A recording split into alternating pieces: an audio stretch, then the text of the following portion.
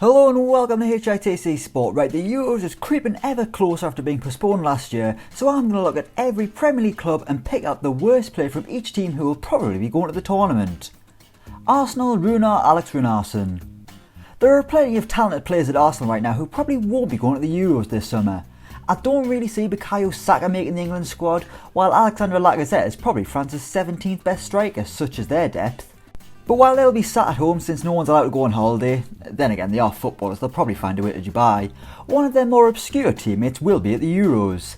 That's right, their third choice goalkeeper Runar Alex Runarsson will probably make the Iceland squad, a team still living off the high of 5 years ago when they knocked out England and single-handedly ended the careers of Joe Hart and Jack Wilshere. Speaking of England, probably next week I'm going to be doing a tier list video ranking 156 English players and their chances of going to the Euros, so let me know in the comments below if you're keen for that. Anyway, Aston Villa, Lovre Kalinic. 2 players in and it's 2 goalkeepers. Villa won't have a lot of representatives at Euro 2020 on account of Ireland failing to qualify and Neil Taylor being about as far away from the Wales squad as I am, and I've never even been to Cardiff.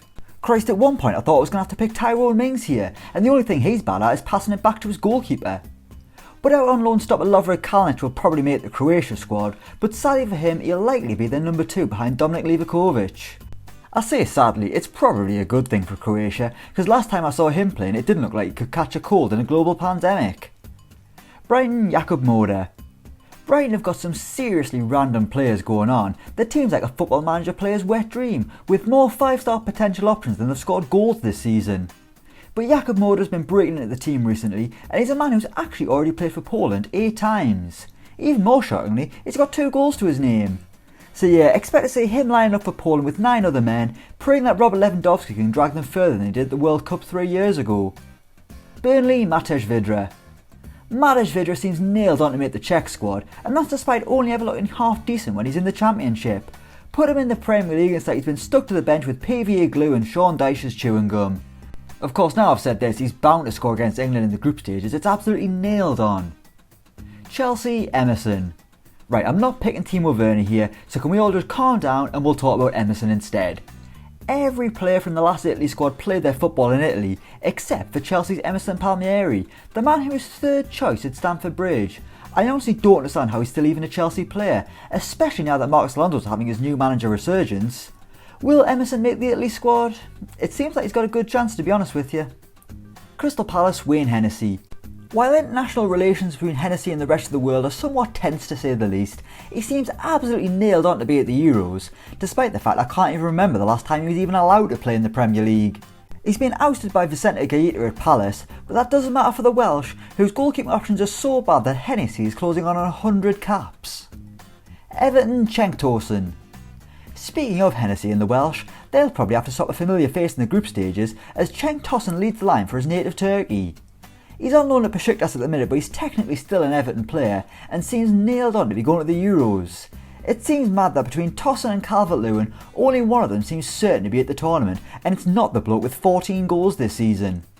Turkey have actually got a really exciting team at the minute, although between TOSUN and 35-year-old Burak Yilmaz, their striking options leave a lot to be desired. Fulham, MAREK RODAK.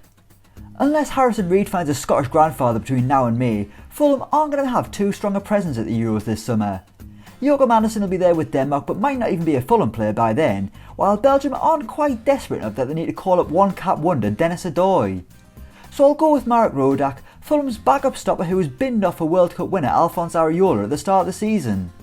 It's a decision that's paid off, but not one that's helped MAREK RODAK's mission of ousting Newcastle's Martin Dubravka as Slovakia number 1. Leeds United, Tyler Roberts. Despite Leeds boasting a squad that has 14 different nationalities, not many of them will be going to the Euros, mainly because Rafinha's Brazilian, and Brazil isn't in Europe, remember? Come on, we did this in geography last week. Anyway, Tyler Roberts seems a good bet to make it in the Wales squad this summer, despite his recent misdemeanour. He was sent home from the recent Welsh squad alongside Hal Robson-Kanu and Ravi Matondo, but it's unclear what they did.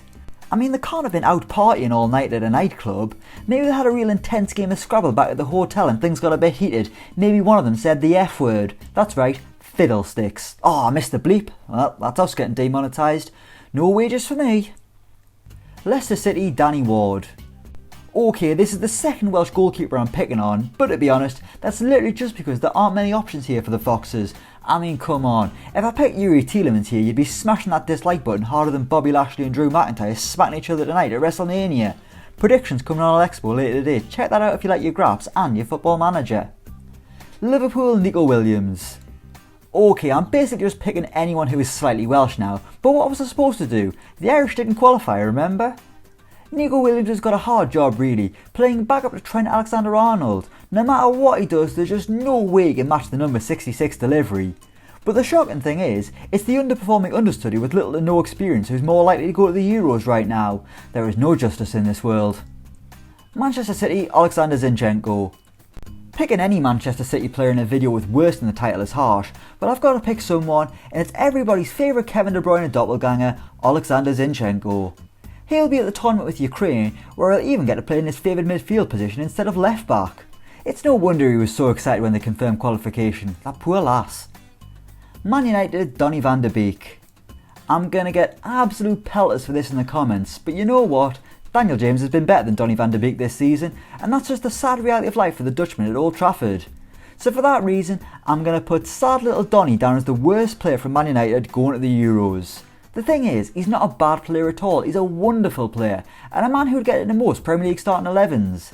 Yet somehow he can't get in Man United, and every time he comes off the bench he looks so sad you'd think he just watched the end of Toy Story 3 before he came on. Newcastle United, EMIL KRAFTH. Genuinely, this man is the reason for this whole video. Every time I watch Newcastle United, I wonder how on earth EMIL KRAFTH actually made it as a professional footballer, never mind a man who's going to be representing Sweden at this summer's European Championships. Honestly, you'd think he won a lifetime contract on Ant and Dec's Saturday Night Takeaway or something. To be honest, he'd have been better off going for the year's supply of toilet paper, because his performances have been absolutely Sheffield United, Oliver Burke. Considering the amount of UK based players Sheffield United have got, this one was always going to be a Scot. It was just a toss up between Ollie McBurney and Ollie Burke. When you used to play football as a kid, or if you still do now, do you remember that lad that was just absolutely rapid, so quick that all you had to do was play a ball over the top and he'd be in behind every time? You'd have to do it about 10 times for him to score, but it would work eventually. Yeah, well that's Ollie Burke, except nowadays he's up against half decent defenders who'll eat him alive, not Big Barry who stinks of lager and kebab from the night before. Southampton, Jan Bednarek. Group E, brace yourself, because you're in for a sea of red cards and own goals. Jan Bednarek's actually a decent defender, but he's always going to be tainted for that awful few days where literally everything went wrong for him. It wouldn't surprise me if Mrs Bednarek moved out for the week because of the shame. Either that or Jan's tears were keeping the kids up. He might not even have a wife or kids, to be honest. Let's move on. Tottenham Hotspur, Joe Rodon. Right, apologies to every Welsh person watching this video, but I hope you understand that when you look at the Spurs squad, I can't pick anyone other than Joe Rodon. Their squad either consists of players nailed on to go to the Euros, non-European players, or players so bad they've already bought themselves a new telly and pre-ordered pizzas for a month to enjoy the tournament from the comfort of their own home. Rodon falls into the first category with Wales, but unsurprisingly isn't as good at football as Harry Kane is. West Brom, Kamil Grosicki. Christ, I'm really making sure I'm not welcoming Wales or Poland when I'm allowed to travel again, which is a damn shame because Krakow was bloody lovely last year. Here's a nice animal I saw at the zoo. That's somewhere Kamil Grosicki won't be able to go this summer, as he's one of Poland's more creative players. So Baggy fans, tell me, why oh why has this guy not been able to get in your team all season? He must be better than Matt Phillips, as he harpoons one into row Z every bloody week. West Ham United, Andrei Yarmolenko. You know what it is, Yarmolenko isn't even bad. I love Andrei Yarmolenko. He played a key role in my Football Manager 2015 career that I started at the beginning of Lockdown 1, and I'm still doing to this day. It's now 2048 and both Liverpool and Man United have been relegated from the Premier League, so a sign of things to come. But out of the West Ham players going to the Euros, Yarmolenko is probably the least impressive. I'm sorry Andrei, please don't hate me. Wolves, Conor Coady. We reach our final club and finally we have someone who will very likely be part of the winning team. Sorry, I mean the England team. I actually feel bad picking Conor Coady here, but it was literally him versus all the Portuguese players who are likely to make their squad. And if they're good enough to be in a team alongside Cristiano Ronaldo with all their depth, they're better than Conor Coady. That sound logic, right? It's about as sound as Gareth Southgate picking an entire squad consisting only of right backs. So there we go, that is every Premier League club's worst player who will very likely be going to the Euros this summer. Let me know what you think in the comments down below. You can follow me on Twitter, I'm at HITCJames, and as always don't forget to like, share and subscribe to HITC Sport, and until next time we will see you around.